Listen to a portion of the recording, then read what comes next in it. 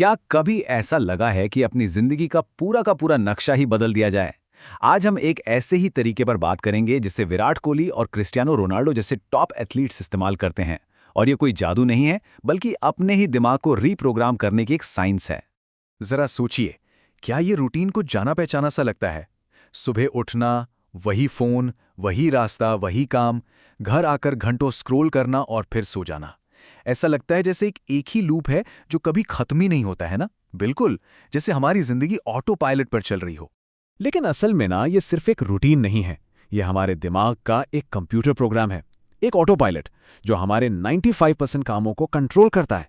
और आपको शायद हैरानी हो कि एक वक्त पर विराट कोहली भी बिल्कुल ऐसे ही एक प्रोग्राम में फंसे हुए थे, जहां उनकी खाने पीने की आदतों और फिटनेस का कोई डिसिप्लिन ही नहीं था। तो सवाल ये उठता है कि अगर हम बदलना चाहते हैं तो सिर्फ विल पावर या इच्छा शक्ति से काम क्यों नहीं चलता? आखिर वो क्या चीज है जो हमें रोके रखती है? चलिए इसी को समझते हैं। कल से पक्का जिम, मंडे से पढ़ाई फुल ऑन स्टार्ट, इस महीने की पहली तारीख से सब कुछ बदल जाएगा। ये वादे हम सब ने कभी ना कभी तो खुद से किए ही हैं, लेकिन अक्सर होता क्या है? कुछ नहीं बदलता। पर ऐसा होता क्यों है? न्यूरोसाइंटिस्ट डॉक्टर जो डिस्पेंजा इसका जवाब देते हैं।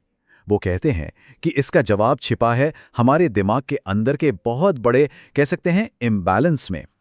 हमारा 95% हिस्सा एक ऑटोमेटिक प्रोग्राम की तरह चलता है, जिसे हम सबकॉन्शियस माइंड यानी अवचेतन मन कहते हैं। और सिर्फ 5% हिस्सा हमारी कॉन्शियस विल यानी सचेत इच्छा शक्ति है। डॉक्टर डिस्पेंजा कहते हैं कि 35 साल की उम्र तक हम जो भी हैं, उसका 95% बस एक प्रोग्राम बन चुका होता है। हमारी आदतें, हमारे सोचने का तरीका, हमारे इमोशंस, सब कुछ। और यही वो 95% का प्रोग्राम है जो किसी भी बदलाव को इतना मुश्किल बना देता है। तो आप सोचिए, जब हम अपने उस 5% वाले दिमाग से उस 95% वाले जाइंट प्रोग्राम से लड़ने की कोशिश करते हैं, तो क्या होगा? ये एक ऐसी लड़ाई है जिसे जीतना लगभग नामुमकिन है। ये कुछ ऐसा है जैसे गाड़ी में हम सिर्फ एक पैसेंजर हैं और ड्राइविंग कोई और ही कर रहा है। तो फिर इसका सल्यूशन क्या है? अगर लड़ाई से काम नहीं चलेगा तो क्या करें? इसका जवाब है दोस्ती। हमें अपने उस 95% वाले हिस्से से लड़ना नहीं है, बल्कि उसके साथ मिलकर एक टीम की तरह काम करना है। किसी भी बड़े बदलाव की नींव सिर्फ 3 चीजों पर टिकी होती है। सबसे पहला, एक नया विश्वास, जिससे आपका मन उस बदलाव के लिए राजी हो। दूसरा, एक नया एहसास, जिससे आपका शरीर उस बदलाव के लिए तैयार हो जाए। और तीसरा, एक नया व्यवहार, जो धीरे धीरे आपकी आदत बन जाए।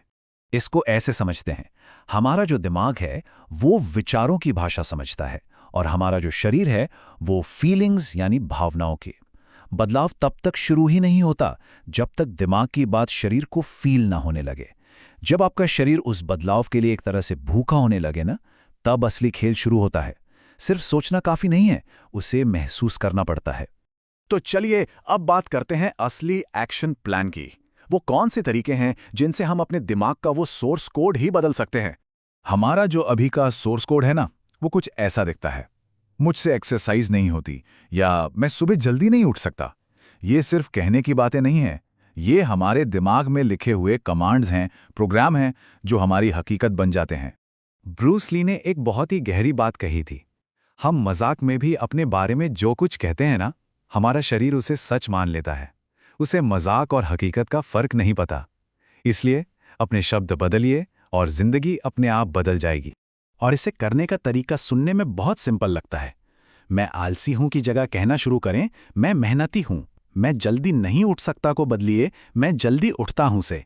ये सिर्फ पॉजिटिव थिंकिंग नहीं है, ये अपनी पहचान को, अपनी आइडेंटिटी को नए सिरे से लिखना है।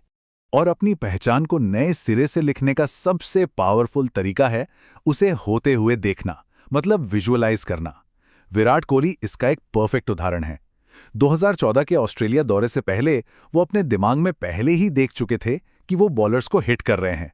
उन्होंने उस फीलिंग को इतनी बार जिया कि जब वो मैदान पर उतरे तो उनके शरीर ने बस वही किया जो उनके दिमाग में पहले से ही सच हो चुका था। तो ये एक पूरा लूप है, एक चक्र है। सबसे पहले अपनी सेल्फ टॉक को बदलिए, फिर उस नई हकीकत को विजुअलाइज करिए और उसे गहराई से महसूस कीजिए।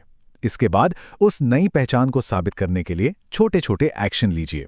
हर छोटा एक्शन आपके नए विश्वास को और मजबूत करेगा और फिर ये लूप ऐसे ही चलता रहेगा। इन सभी स्टेप्स को आजमाने के लिए खुद को सिर्फ 21 दिन का एक चैलेंज दीजिए। कहते हैं कि किसी भी नई आदत को पक्का करने में लगभग इतना ही समय लगता है। इन 21 दिनों में एक जादुई बदलाव महसूस होना शुरू हो सकता है। तो अंत में सवाल यही है, हमारा पुराना प्रोग्राम तो अभी भी चल ही रहा है। अब तय ये करना है कि उसकी जगह कौन सा नया और बेहतर प्रोग्राम लिखना है।